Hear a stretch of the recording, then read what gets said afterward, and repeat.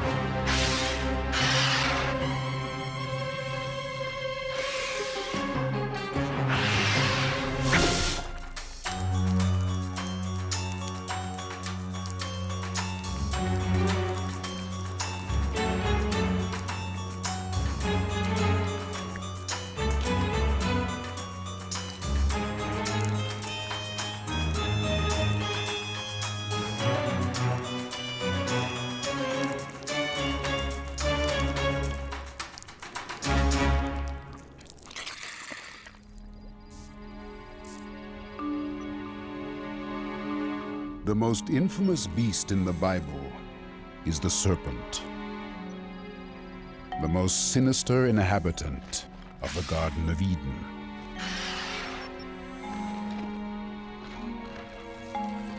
It was the serpent that tempted Eve.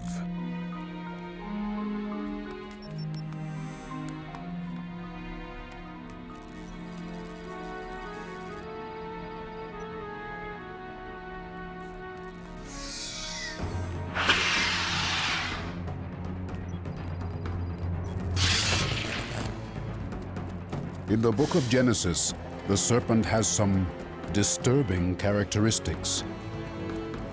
The traditional belief is that it was a creature with legs.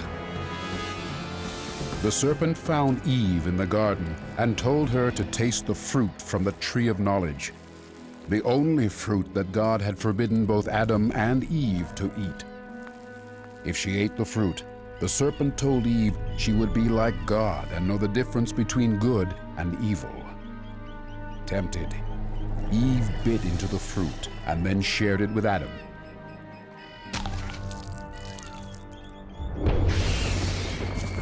And so God banished Adam and Eve from the garden, and he cursed the serpent. On your belly you shall crawl, and dust you will eat all the days of your life. The ancients said that this is the curse that changed the serpent into a snake. Its legs torn from its body. It's not surprising that this sinful tale has marked serpents with nasty reputations. For the ancients, these creatures always had dark and magical qualities. There's something unnatural about their movements and character. And a snake with legs? Well, that's just creepy. There could never have been such a creature. Or could there? Surprisingly, ancient Christian manuscripts provide us with several candidates. For centuries, the word serpent was applied to a number of different beasts with similar characteristics. There are detailed catalogs of these creatures that just may lead us to Eve's legged serpent. This is an 800-year-old bestiary, a book of beasts. Bestiaries are part of an extraordinarily long-lived tradition going into the Middle Ages, but one which has its roots going way back into the classical world. The one I'm looking at, dated to around the 12th century, you can actually see the pores of skin where the hide of the animal has been scraped, the hair has been scraped away, and on the other side you can see the veins on the flesh side. So it's a book about beasts, and it's made from the skin of beasts. In the ancient bestiaries, great attention was given to bizarre, exotic, and monstrous creatures, and the possible suspects for Eve's serpent, the legged snakes and salamanders, played the most powerful roles. Here in this bestiary, a remarkable picture pertaining to the salamander, quite different from the creatures that we know today. We have a dead man lying on the ground.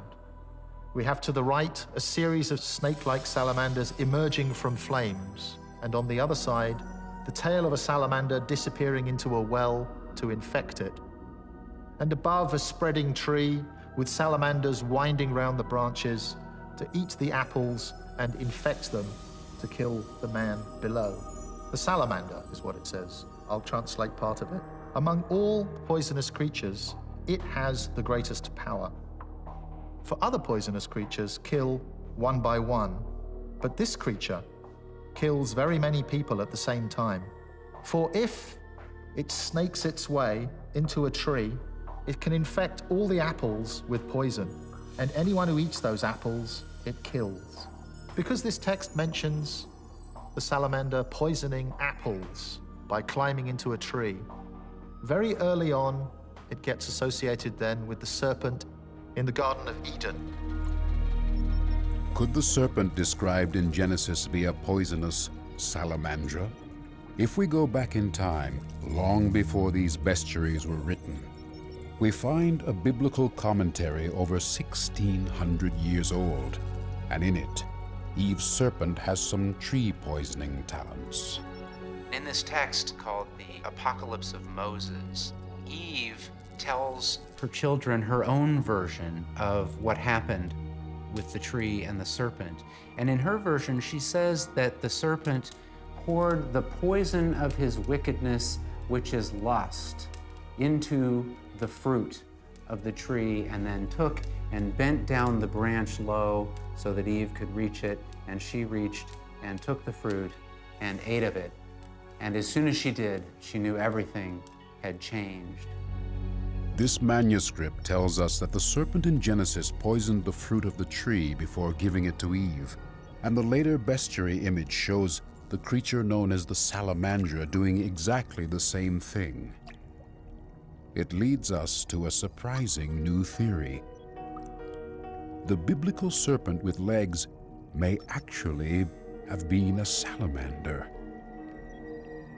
Amazingly, many salamanders living today are poisonous. But could they really be powerful enough to poison the fruit of a tree? This little guy is a fire salamander. When he's full grown, he'll measure about 10 inches long. Now, he's called a fire salamander for two reasons. Number one, his skin is marked with a very fiery pattern, so a warning to predators. He has these beautiful, vivid yellow and orange markings in his body, which advertise the fact that he secretes venom onto his skin, which is why I'm going to have to wash my hands carefully after handling this little guy. In the Middle Ages, it was thought that they are highly venomous, to the extent that there were legends about how a single salamander poisoned a river and killed thousands of people. In truth, the venom is not particularly powerful, certainly not enough to kill a person. The other reason why he's called a fire salamander is because of the ancient belief that he's generated in fire. People thought that salamanders were born in fire, and the medieval commentaries explain that blood, therefore, renders one fireproof.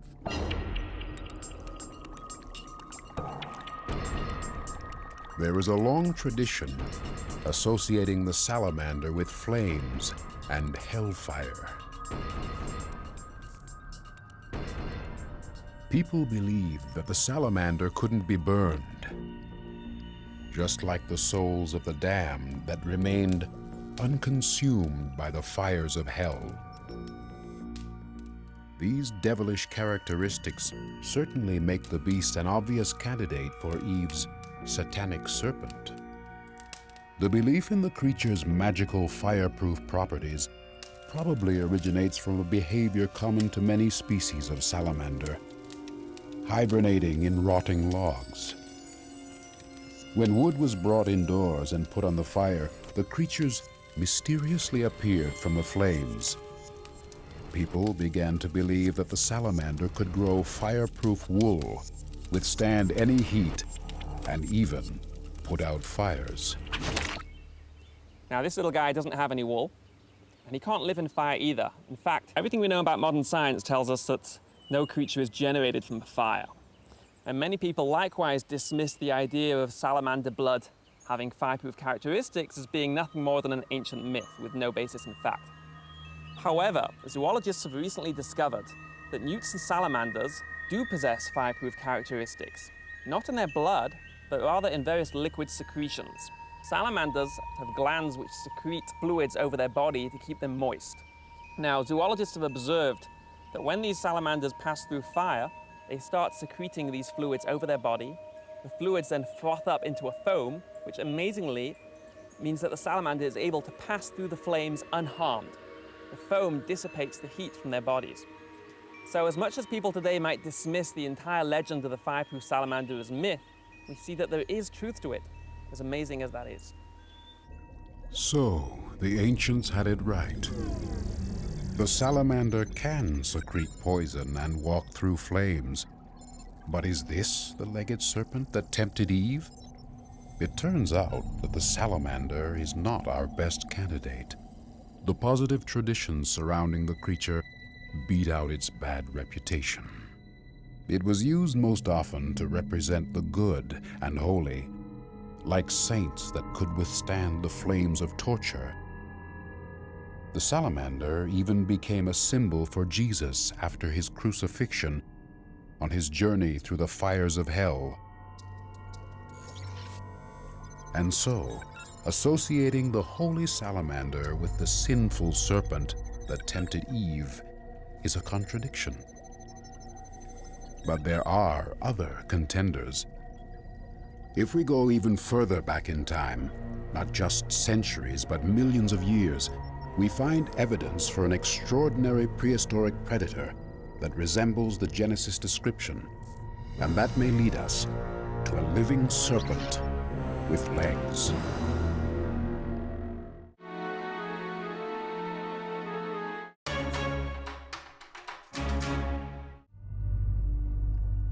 Today, biologists and paleontologists regard the story of the serpent with legs in the Garden of Eden as simply that, a story. But surprisingly, they do have something to say about snakes with legs. To the left, we have a savanna monitor lizard, and in my hand to the right here, we have a boa constrictor. Two animals that look superficially very different from each other, but we know from looking at their anatomy, the fossil record, and their genetic sequences that these animals share a common ancestor about 100 million years ago. The snake body plan evolved from a body very similar to what we see in this lizard, with 4 limbs, a short trunk, and a long tail, into the body that we see in this boa, with a very long trunk, no 4 limbs at all, and no shoulder girdle, and a very, very short tail. And amazingly enough, if you look at some species of snakes today, you can still see the remains of their hind limbs. In this ball python, we can see the remnants of the hind limbs as these very small little spurs at the base of the tail. Within these spurs are very small thigh bones, ephemera, which are the only remaining elements left of the hind limb in primitive snakes. It's hard to believe these tiny spurs are evidence that snakes once had legs, but recent discoveries of ancient fossils reinforce the theory. These fossils were recovered from shallow marine rocks dated between 99 and 95 million years old. These snakes show the body plan that we can see in living snakes, such as this python. The amazing thing about these snakes is that complete skeletons have been recovered that include external hind limbs, including feet and toes. Could this really be the fossil of an ancient snake leg? It just so happens that there is more evidence connecting this 95-million-year-old leg to modern snakes. Many living snakes today possess a specialized form of feeding called wide gape feeding. Wide gape feeding in snakes is a specialization where the bones of the skull and the jaw joint are actually suspended far behind the rest of the head relative to other lizards. This allows snakes to have a very long lower jaw that can swing out very deeply. Additionally, the bones of the lower jaw are not fused at the front of the mouth as they are in mammals and other animals. Instead, these two bones remain separate, and when a snake opens its mouth, they're able to swing wide apart to create a very deep gape, which allows snakes to eat a variety of large-bodied prey. Biologists consider wide gape feeding an advanced characteristic found only in snakes. The 99-million-year-old skulls discovered among recent fossils show adaptations for wide gape feeding. It means that these ancient skulls are definitely snake, not lizard, not dinosaur. And because the skulls are attached to skeletal bodies that have legs, they just may be a direct link connecting modern snakes to ancient snakes with legs. Could a fossil snake with legs be the great-great-great-grandfather of all modern snakes? It's an interesting idea, especially when comparing the Genesis story to the evolution of snakes. In the Garden of Eden, after being cursed by God, the serpent loses its legs. Modern science points to the fossil record and millions of years of evolution to show the same result. The serpent lost its legs as it evolved to burrow. Today, primitive living snakes are all burrowers, which has led some people to conclude that snakes actually originated their elongate body plan and reduced limbs for a burrowing lifestyle. And there is a burrowing beast that exists today that biologists classify under Squamata, the same lineage as all snakes and lizards. It is in the strange subcategory of Amphisbaenia, the worm lizards, where we find yet another suspect for Eve's serpent with legs. This is the bipes. These subterranean Amphisbaenians have two powerful front legs. Each foot has 5 sharp claws that allow the bipes to tunnel efficiently through the soil. They spend most of their time in shallow tunnels feeding on ants, termites, and larvae. This particular species can be found in Baja California and Mexico, but it has close relatives in the Mediterranean and the Middle East.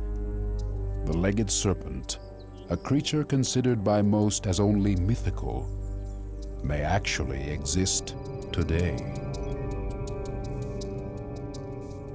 The salamander, the Amphisbaenia, the prehistoric snake, all three possess, or at one time possessed, legs. Exactly what kind of creature the book of Genesis tells us God cursed may never be known. But we now have 3 possible suspects. Or perhaps we have 3 descendants of the serpent that tempted Eve. Whether legged or legless, the serpent was an incredible symbol of power. It appears in many verses of the Bible and even slithers into the hands of Moses, which leads us to another mystery. But this time, the secret is inside a rod, and the serpent transforms into something much more powerful.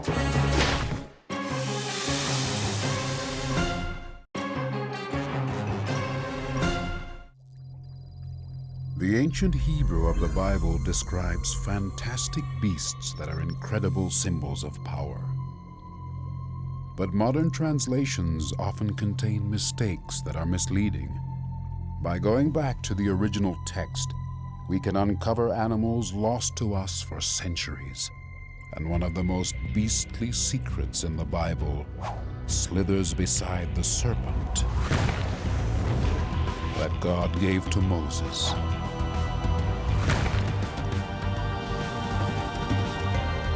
It is written that God's voice came to Moses from a burning bush. He told Moses to free the Hebrews from Pharaoh's slavery, lead them out of Egypt and into the promised land. He assured Moses that he would help him to perform wonders, to convince the Egyptians of his power. He commanded Moses to throw down his staff. The ancient texts tell us that the staff of Moses transformed into a Nachash. Nachash in Hebrew means snake. "Grab it by its tail," said God. And Moses did. The snake turned back into a rod. And so Moses went back to Egypt to enlist his brother Aaron. It was time to take the rod and challenge Pharaoh. In ancient Israel and in ancient Egypt, a rod was more than just a walking stick. It was a symbol of power. It represented leadership and authority. In Hebrew, the word is mateh, and mateh means rod, but it also has another meaning, which is tribe. And so mateh is not only the rod that the leader holds, but also the tribe over which the leader has power. In Exodus, we're told that Moses' tribe was in trouble. Pharaoh had enslaved his people, and so he and Aaron travel into the heart of Egypt to challenge Pharaoh, to shout their now famous words, "Let my people go." But this time, the Bible tells us God placed a mighty power in Aaron's rod. The Bible makes it clear that it was Aaron, the brother of Moses, who threw the rod before Pharaoh. Sure that the Hebrews' God was powerless, Pharaoh demands to see a miracle. And Aaron throws down his staff. Back at the burning bush, when Moses threw down his staff, it transformed into a Nachash, a snake. And most translations of the Exodus story describe the same thing happening for Aaron. But they've got it all wrong. That's not at all what materialized in front of Pharaoh. The original Hebrew tells us that when Aaron threw down his rod, it transformed into a tanin, a beast considered to be so powerful by the Egyptians that they dedicated entire temples to the creature. Constructed with such devotion that the massive ruins still stand 3,000 years later. What kind of beast was this tanin? Why was it so revered? And how does it change our understanding of the Bible? When Moses and Aaron go before Pharaoh and Aaron throws down his staff, it turns into a tanin. Now the word tanin is used here in reference to that stated in the book of Ezekiel. The book of Ezekiel speaks of Pharaoh, king of Egypt, as being the great tanin who lives in the river Nile and declares himself king and creator of all his surroundings. What is the great tanin in the river Nile? It's the Nile crocodile, the #1 predator in Egypt. The way Ezekiel tells it, God compared Pharaoh to the great tanin crouching in the river. And then God warned the crocodile, "I will put hooks in your jaws, and I will pull you out of your streams." Pharaoh, king of Egypt, is symbolically represented as being the great Nile crocodile. And so, for centuries, there has been a mistranslation of tanin, probably stemming back to when the Bible was translated from Hebrew to Greek. But Ezekiel makes it clear that a tanin is not a snake. So, in the book of Exodus, when Aaron challenges Pharaoh and throws down his staff, God gives him control of a monstrous Nile crocodile. Pharaoh calls to his priests, commanding them to throw down their staffs.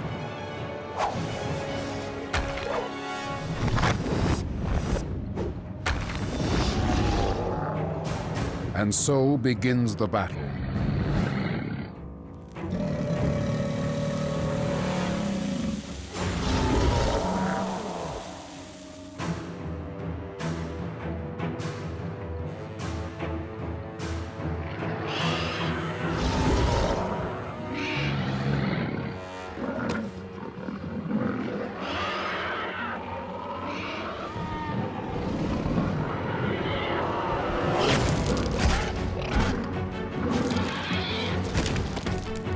What is the significance behind the fact that Aaron's rod transformed into a crocodile when challenging the ruler of Egypt?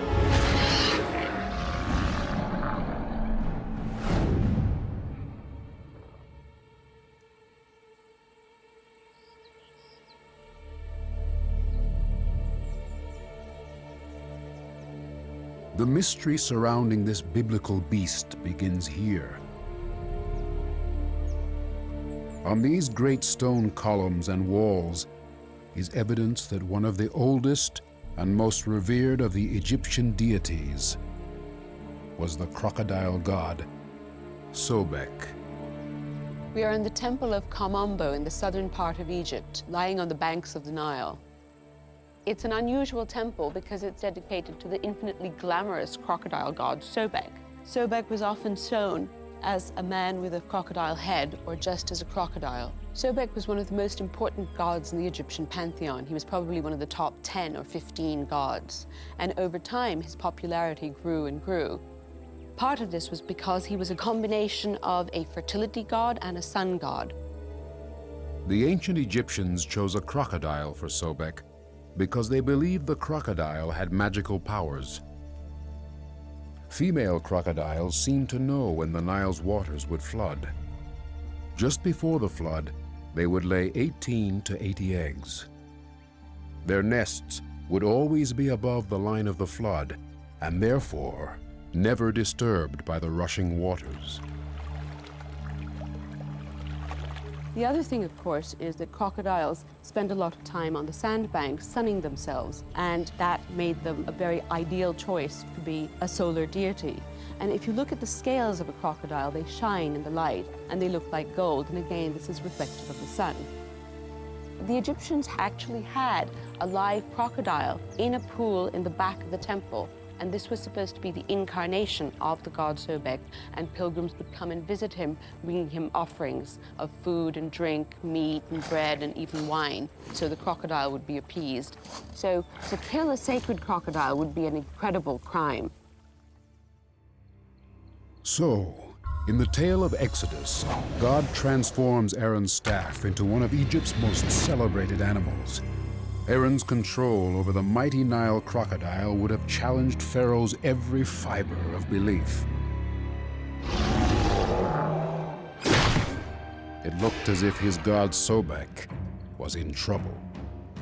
If Aaron's crocodile could win this battle, how much of a challenge would that be to Pharaoh's power?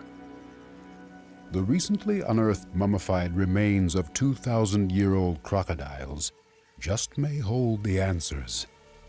Believe it or not, there are secrets inside the belly of this biblical beast.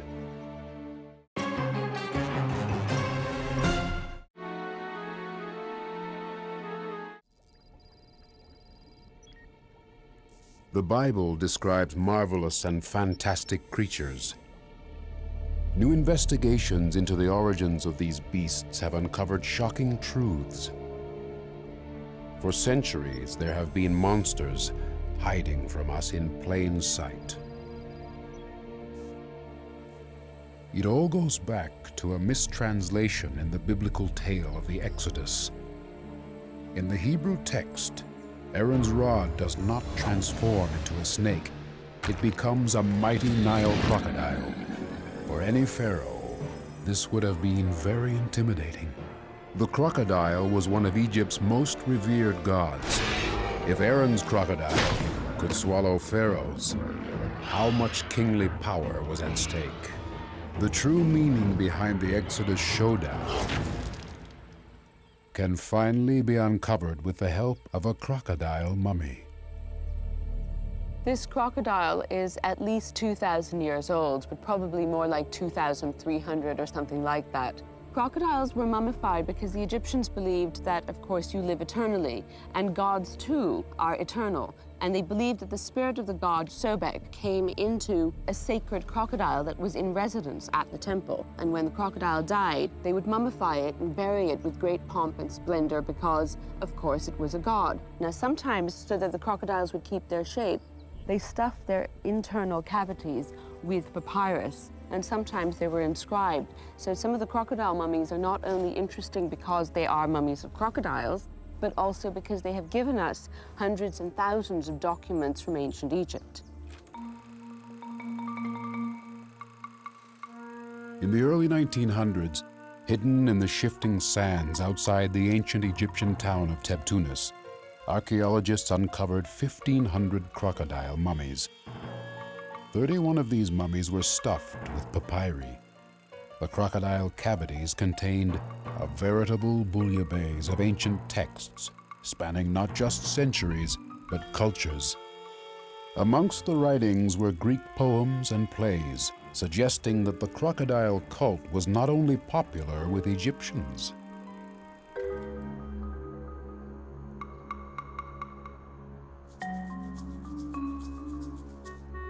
A 100 years later, archaeologists are still unearthing this city. What can the ancient fragments tell us about the significance of Aaron's crocodile in the Exodus story? Can the new discoveries here shine light on our biblical beast? If you're asking crocodile questions in Tebtunis, there's only one man to talk to: Claudio Galazzi.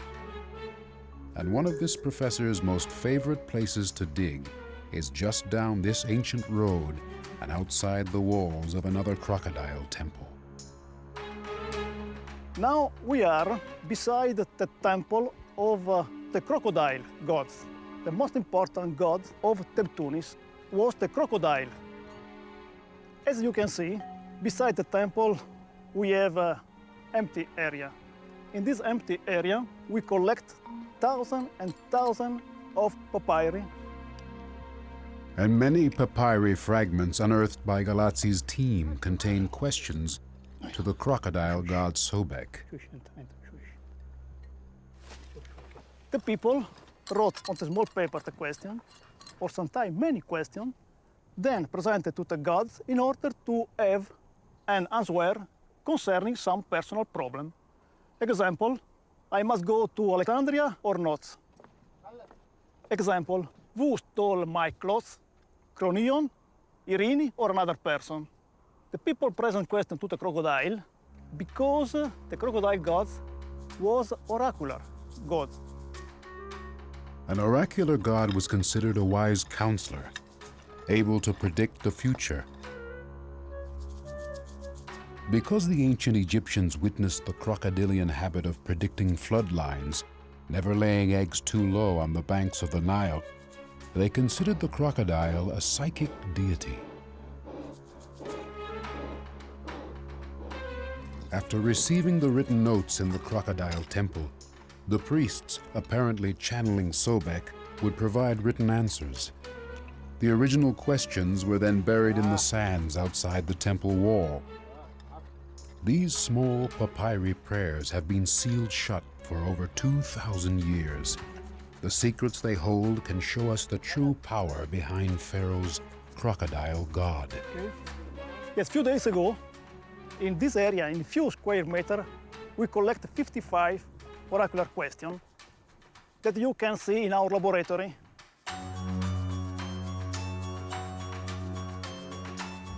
Some of them contain simple requests. Others, advice on marriage.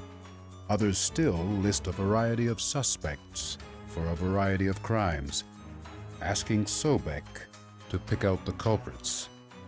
Actually, it is a name. It is a name of a person, masculine name. Inaros Apolloniou Machimos. Inaros, son of Apollonius, a soldier. So they asked the crocodile god a question concerning this name. Altogether, they paint a pretty vivid picture.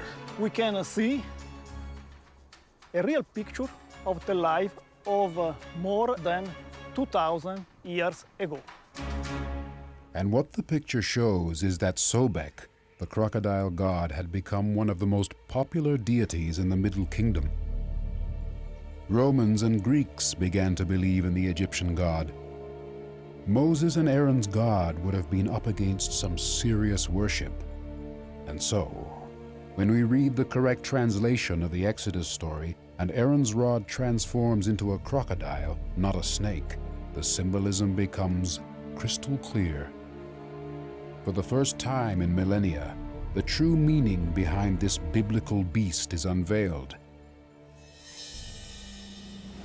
In the Exodus showdown, when Aaron's crocodile faces Pharaoh's god Sobek, ancient Egypt's entire worldview is at stake.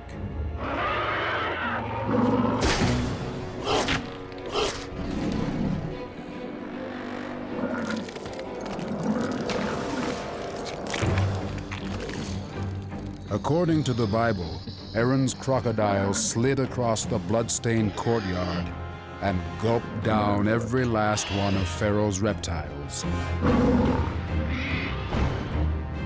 And Pharaoh's power went down with them all.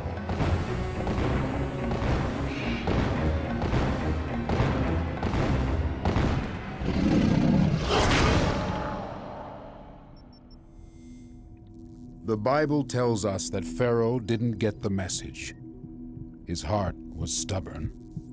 He ignored the warnings and crocodile casualties, and he refused to free Moses and Aaron's people. It was a mistake that brought disaster upon Egypt. According to the book of Exodus, God punished Pharaoh and unleashed his many beasts on land and in water. These were the 10 biblical plagues, and 6 of them involved beasts. What's most concerning is that every single one of these mini monsters still exists today.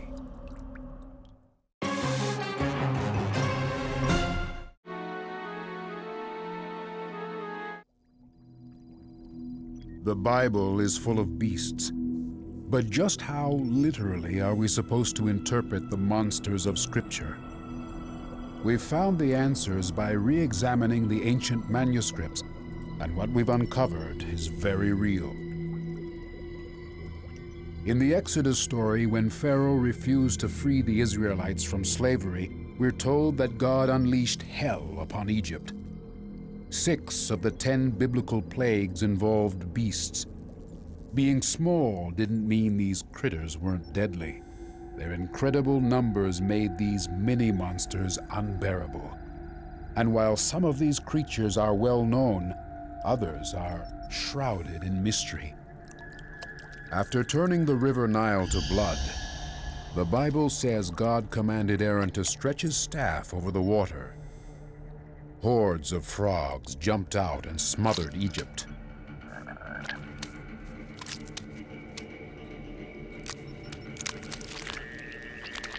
To decode what beasts followed the frogs, we have to go back to the original words.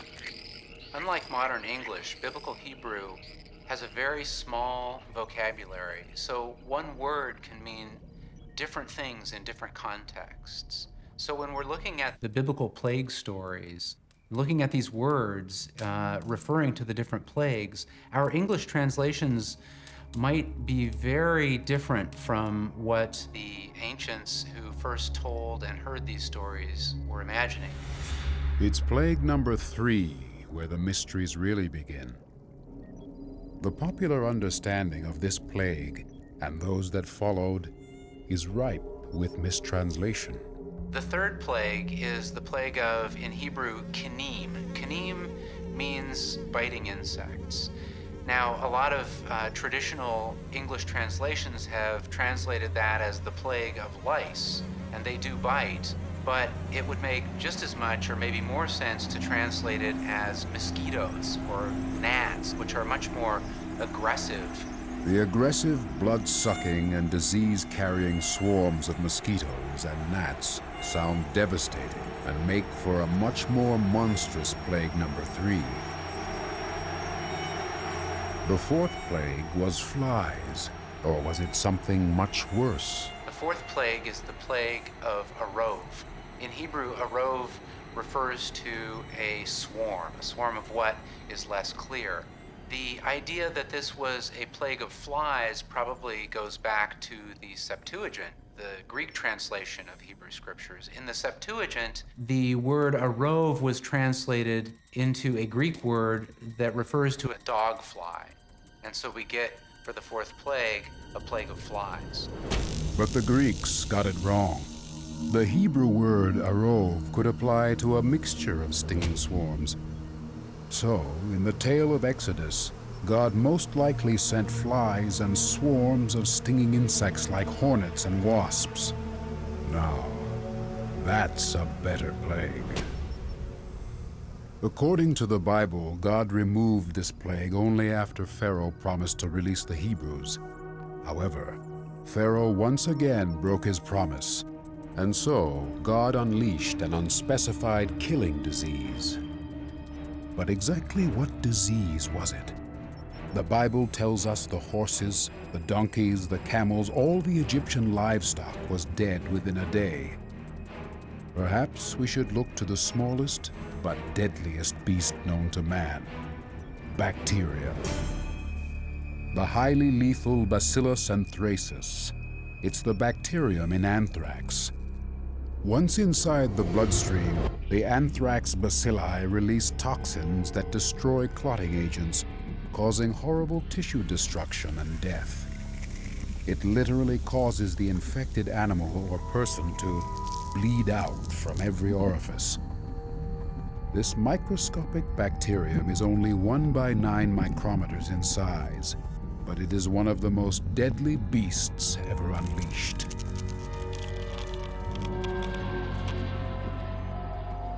The biblical description of the fifth plague and its devastation to Egypt's livestock fits with modern scientific descriptions of the effects of anthrax.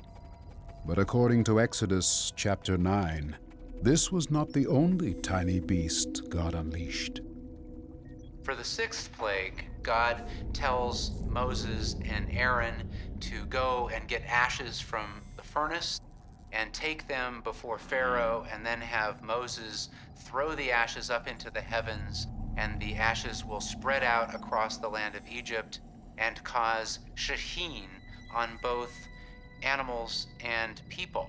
Shaheen in Hebrew usually means boils. This is the plague of boils. Festering skin eruptions on the Egyptians and their livestock. An oozing, pus-filled beast that quite likely was another bacteria, perhaps the group Staphylococcus aureus. While not as deadly as anthrax, it is still the cause of life-threatening infections and is the most probable candidate for plague number 6. And then came the locusts. The great brown locust, indigenous to Egypt, is about 3 inches in length. It has a large open mouth, 2 jaws, and 4 teeth, which work like scissors to grab or cut. According to the Bible, the 8th plague was locusts. Millions and millions of these beasts filled the sky and cast a dark shadow over Egypt. They consumed the fields and trees, eating everything in their path. Frogs, flies, mosquitoes, wasps, locusts, and bacteria. The correct translations and scientific analyses finally provide a complete understanding of what would have been total devastation to the land of Egypt. After this barrage of beasts, Pharaoh finally let the Israelites go. The Bible tells us that their trek to the Promised Land took 40 years. When they finally entered the land of Canaan, the Israelites met the Philistines, a formidable enemy who worshipped a god that many say was half human, half fish. Could such a creature really exist?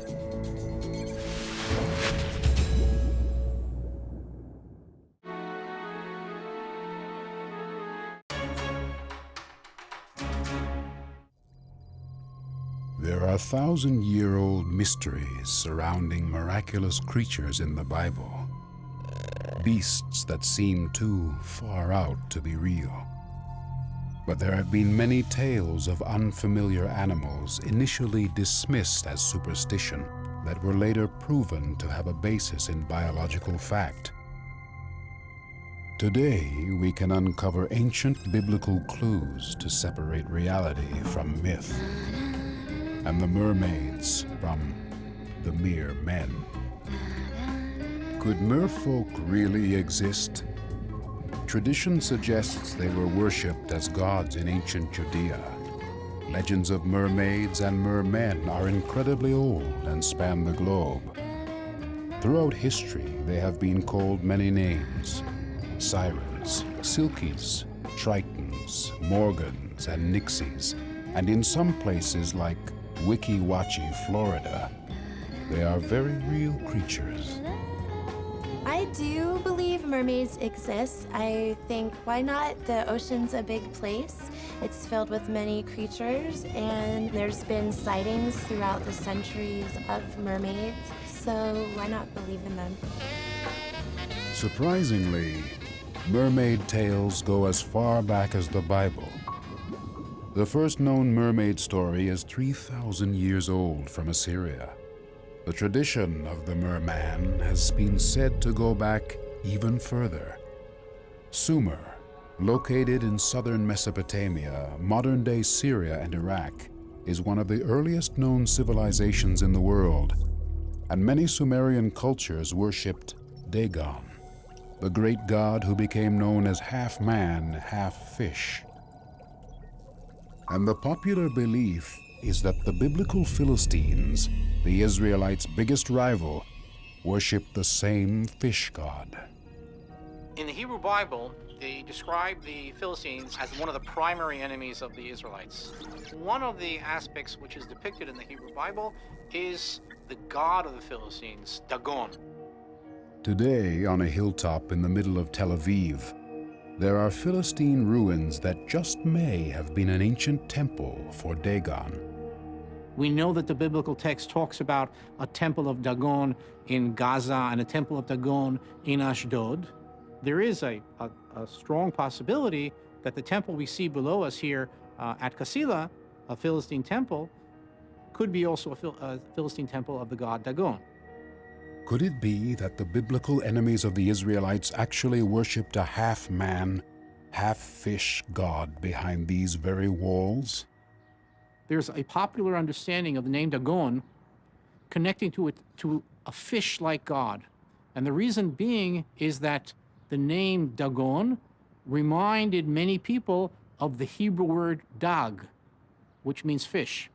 And so from the medieval period and onwards, commentators on the Bible have suggested that the god Dagon was a fish-like god. And in fact, if you Google Dagon nowadays, you will come up with hundreds of depictions and hundreds of people writing and connecting the Dagon with a fish-like god.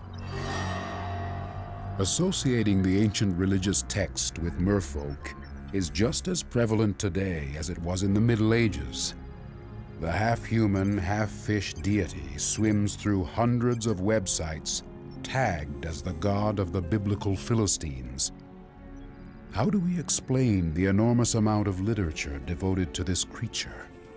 For thousands of years, the human-fish combo has crossed oceans and cultures, spanning Portugal, India, Haiti, China, Africa, England, Germany, Russia, and Japan.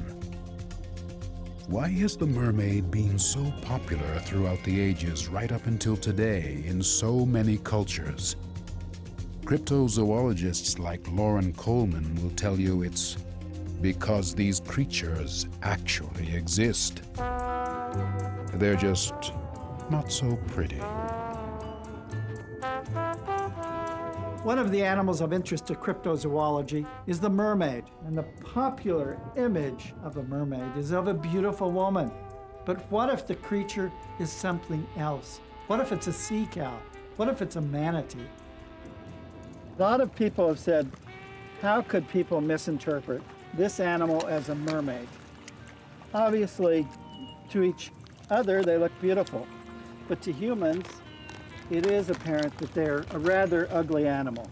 One thing that does speak to the fact that manatees and sea cows sometimes look like humans is that they have a posture in the water in which they really sit upright and take the baby sea cows and nurse them, very much like a human.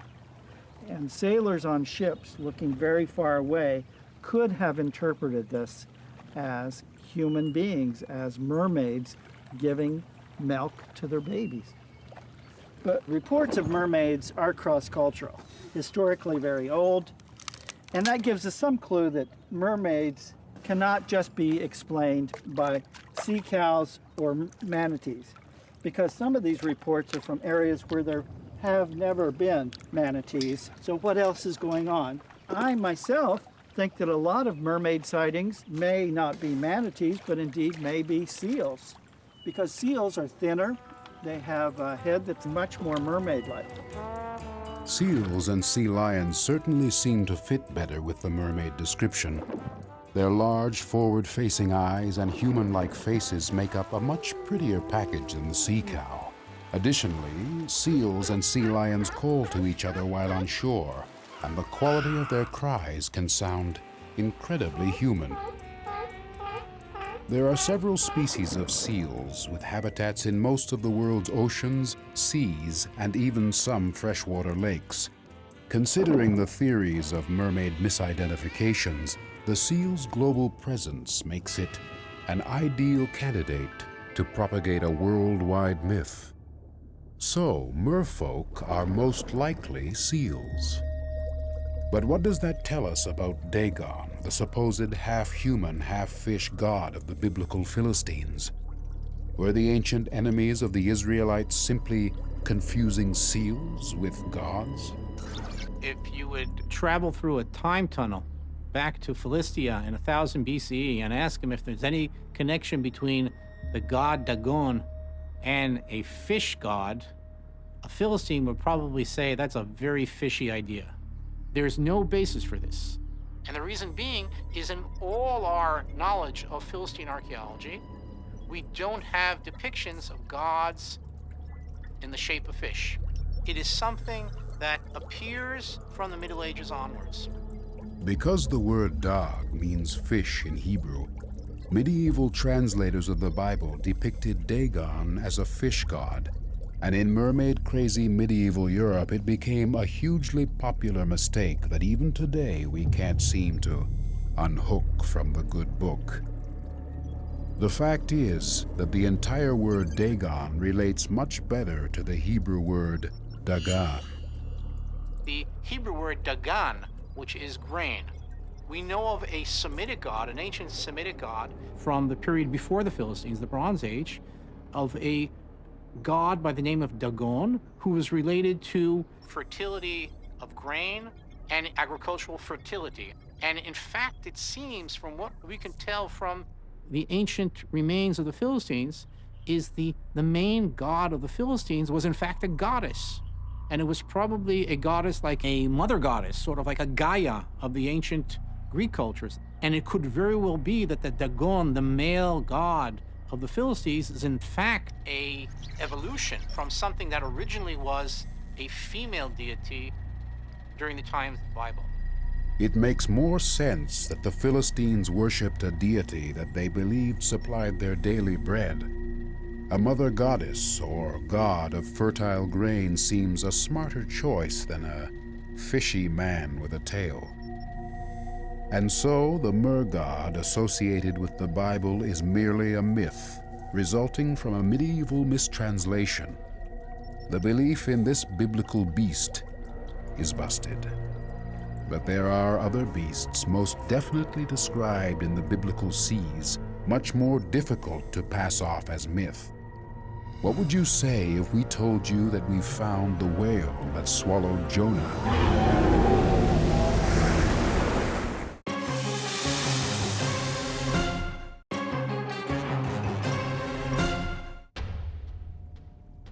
There are strange creatures in the Bible that fall outside of normal scientific classification. Did they ever exist? Could they be found today, or are they just myth? One of the most famous biblical beasts swallowed the prophet Jonah whole. But how can a fish so large be swimming in mystery? If it exists, why can't it be found? According to the Hebrew Bible, Jonah was consumed because of his sin against God. He had refused God's order to preach in a condemned city. Instead, he fled and set sail across the Mediterranean Sea. God then called up a terrible storm. Jonah told the sailors that he was to blame. To satisfy God and calm the storm, they would have to throw him overboard. The oldest biblical texts tell us that God summoned a great fish, which later texts translated as a whale. But was this great fish a whale?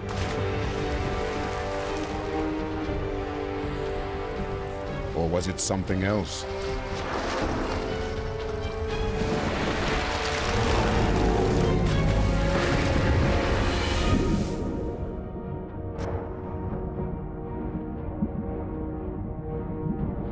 The ancients did not have scuba gear or underwater subs. What lurked in the deep, dark waters of the sea was a mystery. Great underwater beasts would surface now and then, but they would only give sailors a glimpse of their anatomy. Much was left to the imagination.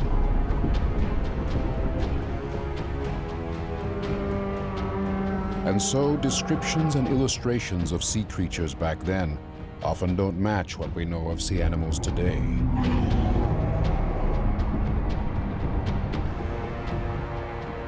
But the book of Jonah was written thousands of years ago. Perhaps there were creatures then that no longer exist in our oceans.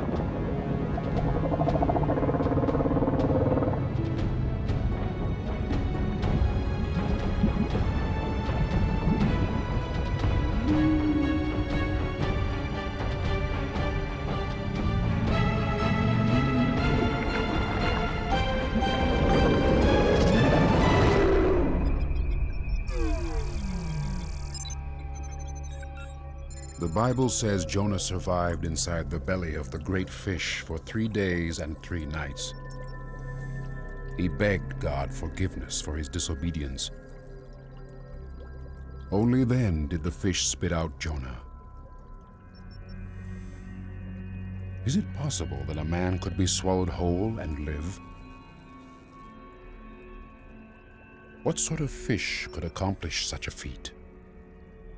This is a fossil representation of the great white shark, but the modern shark gets to about this size. This was a large shark, probably 20 feet or so in length. And the teeth of white sharks are large and serrated and designed for taking chunks out of their victims.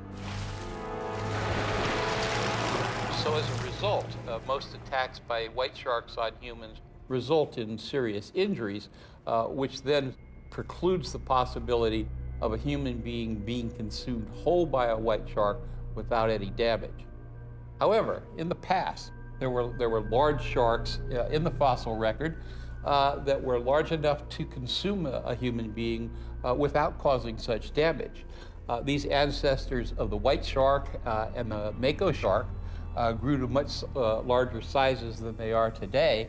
And one in particular, the megatooth shark, or megalodon, grew to a large size, 40 feet or so in length. About 100 million years ago, this animal was the granddaddy of all sharks, the apex predator, the top of the food chain.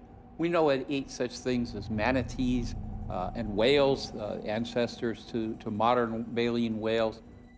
The enormous teeth of the megalodon have been found embedded in the bones of prehistoric whales. This massive shark ate whales for lunch. The problem with this being our choice of an animal that consumed a human whole was that it wasn't found on the earth at the same time as humans. Humans simply were not here at the same time as the megalodon was swimming in the ocean. However, there are other sharks that get larger than the modern white shark. These are the basking shark, megamouth shark, and whale shark, all of which get to sizes of 20 to 40 feet in length. The basking shark and whale shark are commonly seen by divers, but the megamouth shark is a rare species. only discovered in 1976. What do these three sharks have in common besides their large size? First and foremost, all three of these species are plankton-feeding sharks. Plankton refers to very minute shrimp-like organisms that live in the water column. To feed on plankton, all three species of shark, whale, bass king, and megamouth, have very large mouths but small throats, lined with gill rakers, slender structures that form a fine mesh, which filters the minute organisms from the water. A human, if it was unfortunate enough to be swallowed by one of these animals, would find the sieve-like structure and not be able to go any farther. The filter structures found in plankton eaters also rules out the largest animals in the sea. Baleen whales, like the blue whale, which grows to over 100 feet in length, have sieve-like mechanisms that wouldn't allow a human into their guts. But what about the toothed whales? The killer whale, despite its fierce reputation and large teeth, have never been documented as attacking a human being.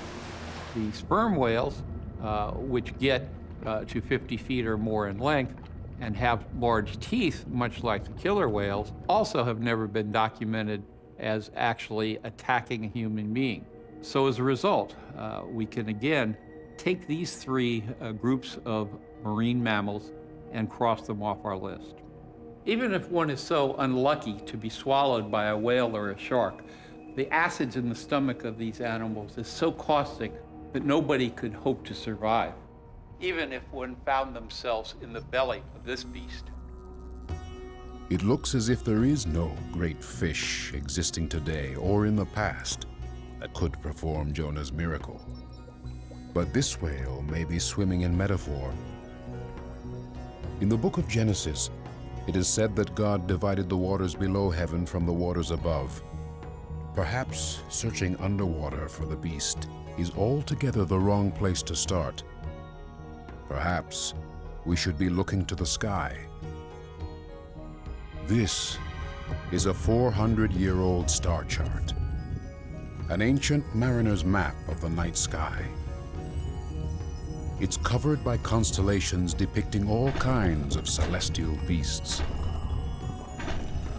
Between the 21st and 24th of December, the nights are the darkest and longest of the entire year, and in 760 BCE, the days of Jonah, the winter solstice was known to ancient astrologers as the whale's belly.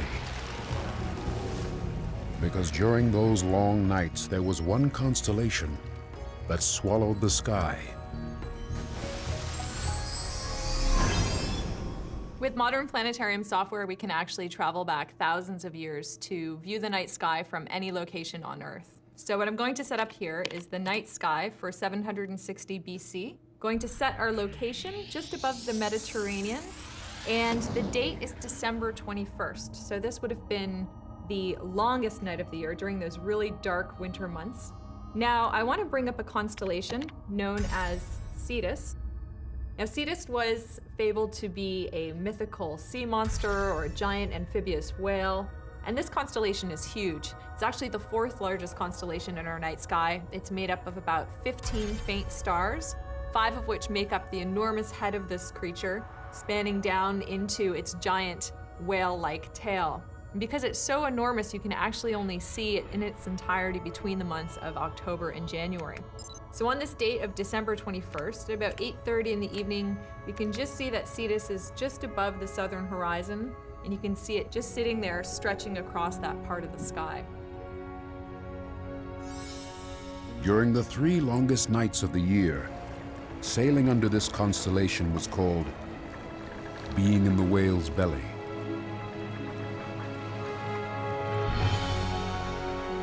The story of Jonah's whale may be carrying a simple message. A man who sins is consumed by darkness, and a man who begs forgiveness shall be released from darkness. For millennia, people have taken the biggest fish story in history literally. But this beast is really swimming in the stars.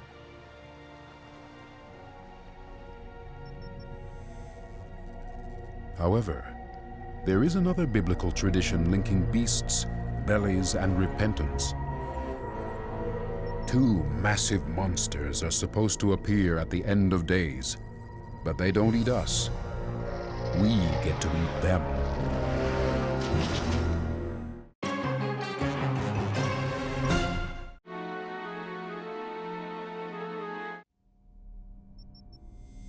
Today, investigators are re-examining ancient biblical texts, uncovering clues that might lead us to the most extraordinary animals. In the earliest commentaries on the Hebrew Bible, rabbis presented a vision of a future feast. According to their predictions, there will be two enormous roast beasts, one taken from land and one from sea, prepared and plopped on the dinner plates at the end of days. Based on their readings of Hebrew scriptures, the earliest rabbis began to imagine that there would be this spectacular banquet at the end of time that would be hosted for the righteous ones. And on the menu for this banquet would be these two enormous, monstrous creatures, Behemoth and Leviathan. It's made clear in ancient texts that the righteous will dine on the divine flesh of these creatures. But exactly what are they, and where can they be found? So when we try to take these biblical texts literally and just look at these monsters, Behemoth and Leviathan, what we find really is a very profound sense of mystery, even unnerving mystery. In the book of Job, the Bible describes Behemoth as having bones like tubes of bronze, limbs like bars of iron. He can stiffen his tail like a cedar, and he can draw the river Jordan into his mouth. The behemoth is described in the book of Job as being a large and powerful animal that lives in the rivers of swamp. It's described as being an animal that eats grass and that stiffens his tail like a cedar, and which has a large mouth. What is this animal?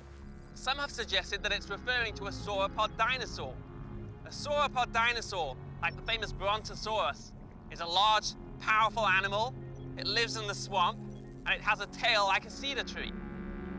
It's a bizarre theory to suggest that dinosaurs will be eaten by man. But cryptozoologists believe a sauropod could still exist today. There are legends from deep in the Congo that tell of a creature known as Mokole Mbembe. It means the one who stops the flow of rivers. Intriguingly, cryptozoologists actually know of a story in Central Africa of a dinosaur-like creature. It's called Mokele Mbembe, and these animals seen in the Congo are said to look like a sauropod, a dinosaur that looks like this. It has a big body, a bulbous body, a tail straight out to the back, and a neck that's long. The native peoples have seen this, they talk about it. It's in their history, it's in their native traditions. Many expeditions have gone to Africa. In fact, the Smithsonian was the first organization to send an expedition in 1920 and 21 in search of evidence. Is it really possible that dinosaurs have remained hidden for millennia deep in the African jungles? Is there a behemoth in the bush, just waiting to be eaten by the righteous at the end of days? Some of the expeditions, indeed, in the 1960s and 1970s, brought back the story of native villagers who had eaten part of a Mokele Mbembe and died. On all of these expeditions, we keep getting these stories of different kinds of Mokele Mbembe, and another one that we often hear about is represented here in this carving called the Killer of Elephants. This is a native carving of one of these creatures. They're said to have a big body and the straight tail that we keep hearing in the behemoth story. And this may actually help us with a misidentification that could be going on. For indeed, this kind of Mokele Mbembe may be an African version of an unknown species of rhinoceros that's aquatic. Not a dinosaur, but a rhino. The possibility of an unknown species of rhinoceros is intriguing, and an undiscovered dinosaur even more enticing. But perhaps it's more reasonable to look at another creature, alive, well known in many rivers today, and fitting most of the ancient descriptions of the behemoth. It seems that the animal being described is the hippopotamus. The hippopotamus is certainly a large, powerful animal. It eats grass like cattle, and it lives in the swamp. A hippopotamus can stand 5 feet tall and 10 feet long. They weigh up to 4 tons. Their jaws open to a gape of 4 feet, with teeth that are 20 inches long. They're herbivorous, but they're very territorially aggressive. They kill more people every year in Africa than any other large animal. If you come into their part of the river, they will stomp you or they will chomp you. Either way, you're a goner. Could the predicted banquet for the righteous at the end of days really include hippo on a plate? It seems an overly strange surf and turf menu. Before we decide on the turf, let us turn the investigation to the surf, the Leviathan.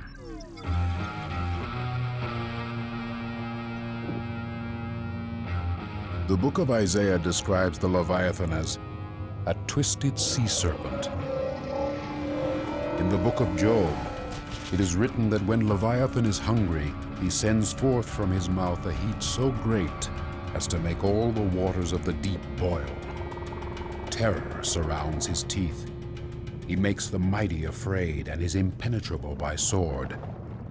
Some scholars suggest that the ancient texts are referring to a prehistoric plesiosaur existing in the deepest depths of the oceans, unchanged throughout the millennia. But others put forth living creatures that have actually been seen, strange oceanic aliens like the oarfish. This is an amazing sight.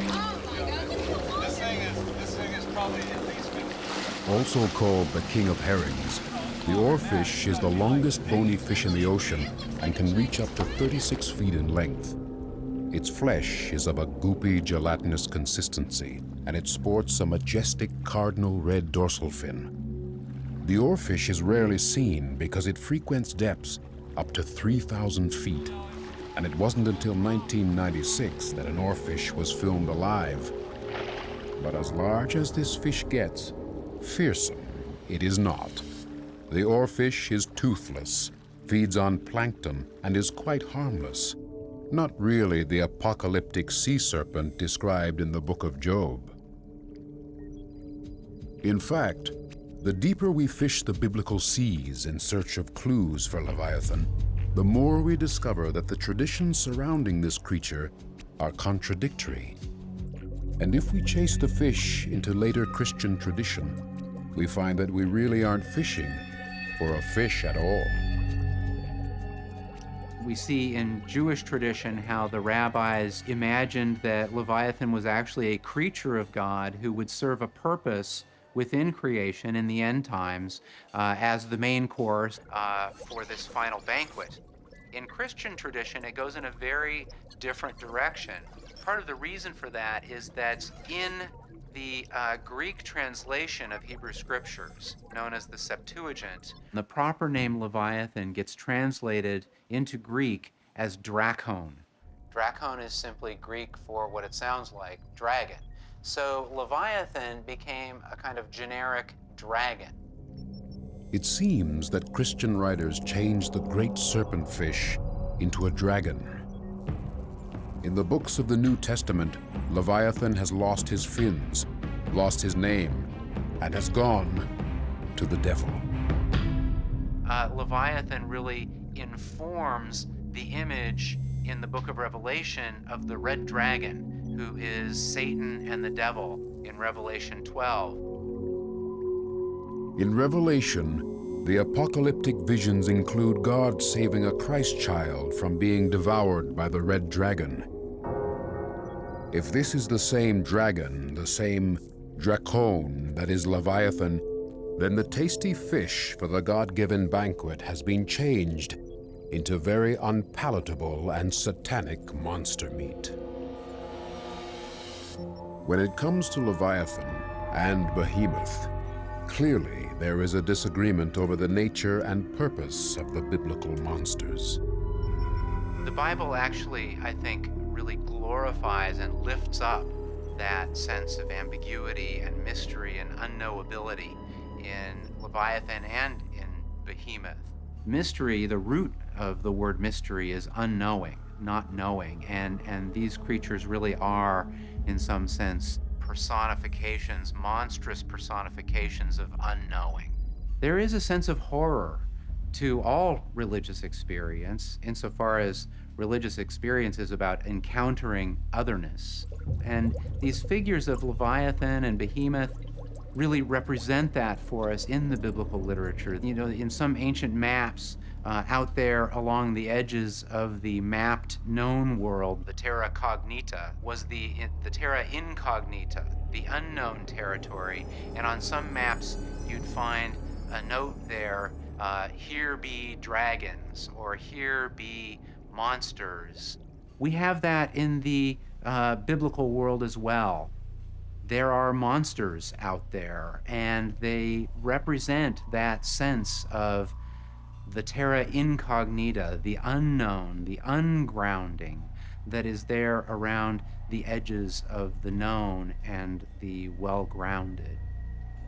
And so the search for Leviathan and Behemoth will remain in uncharted territory. Our attempts to uncover such beasts seem futile, for it is their purpose to be unknown. However, there are creatures described in the Bible that do provide access to the unknown and the divine. These angels may open the gates to heaven in the end of days, but they're not the pudgy, cute babies with wings we all know. The cherub just may be the weirdest and most horrific creature ever designed.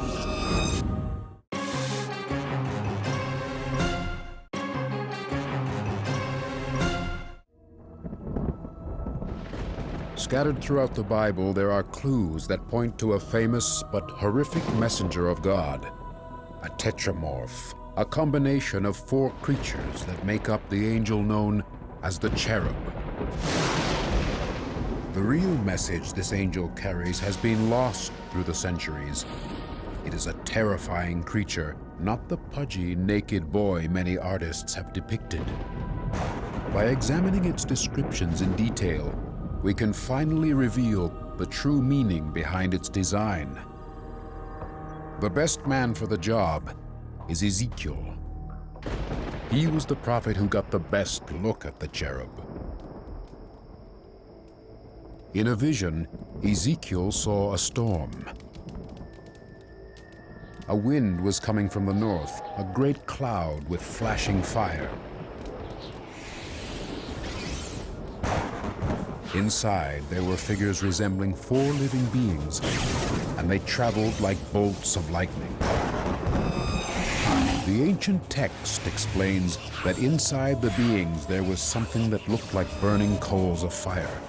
Each creature had 4 wings and 4 faces, translated from the ancient Hebrew as lion, man, ox, and eagle. These were the cherubim. We're told that they carried the wheels to God's throne, and Ezekiel was taken on one wild ride.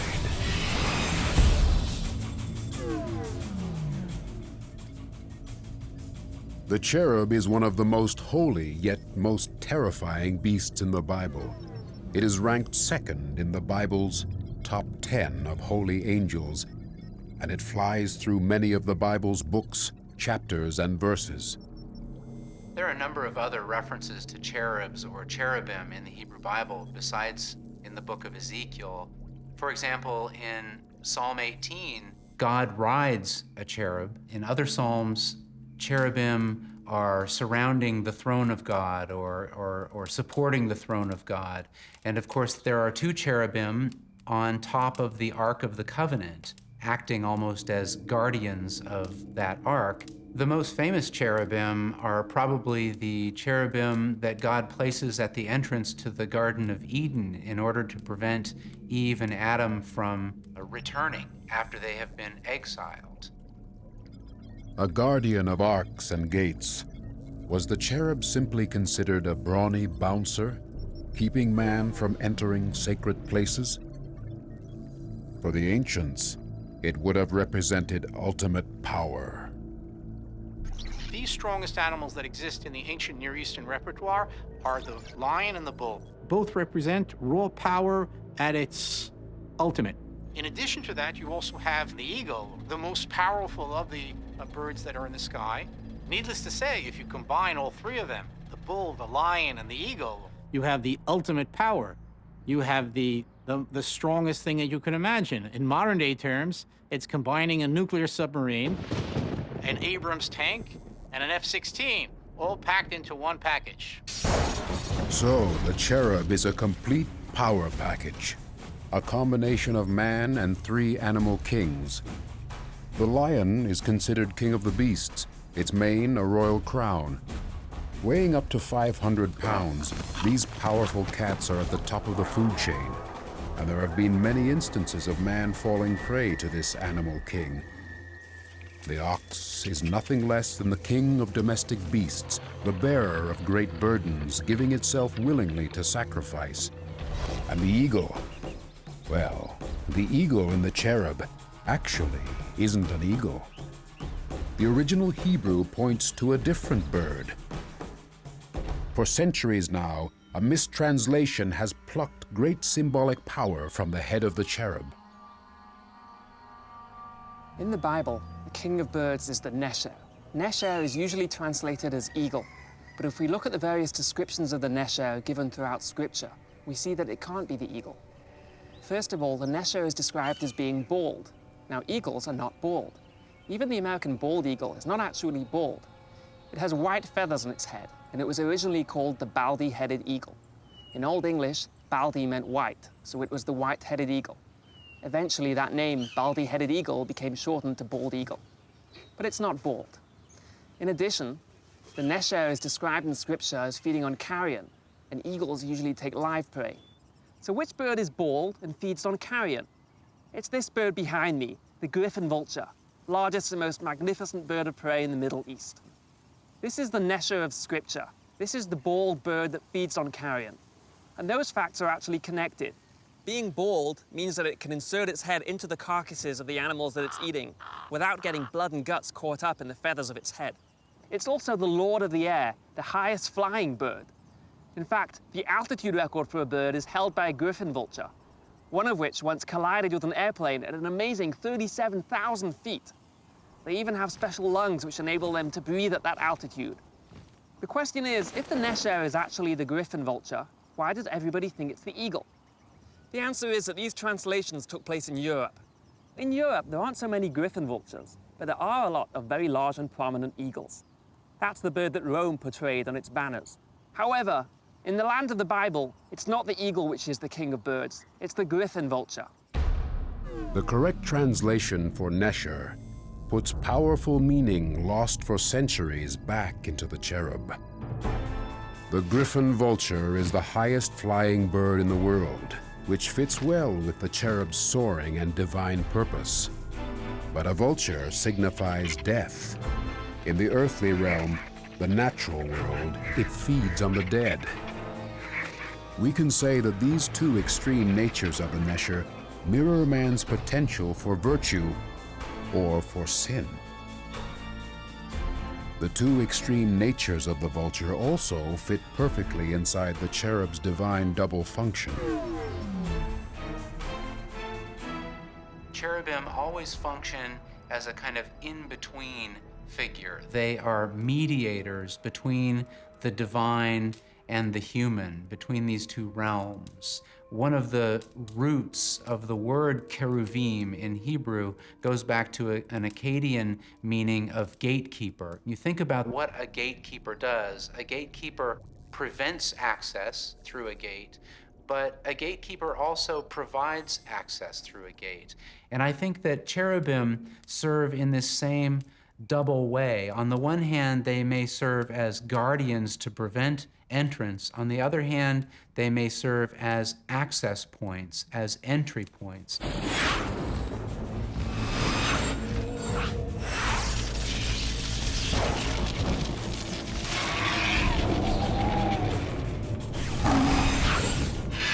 In Ezekiel's vision, the cherubim do open the gates to the divine and carry Ezekiel through the night skies to God. And later references to this angel suggest that in the end of days, the cherubim will once again open the gates to paradise and let humankind back into the garden. And so, we are back where we started, in the Garden of Eden, with the serpent. Along the way, we've deciphered the secrets, solved the mysteries, and discovered that there is truth behind the beasts. But how does the serpent's story end? According to the Bible, it was banished from the garden, which is under the ever-watchful eyes of the cherubim. It's their job to make sure this beast never enters paradise again.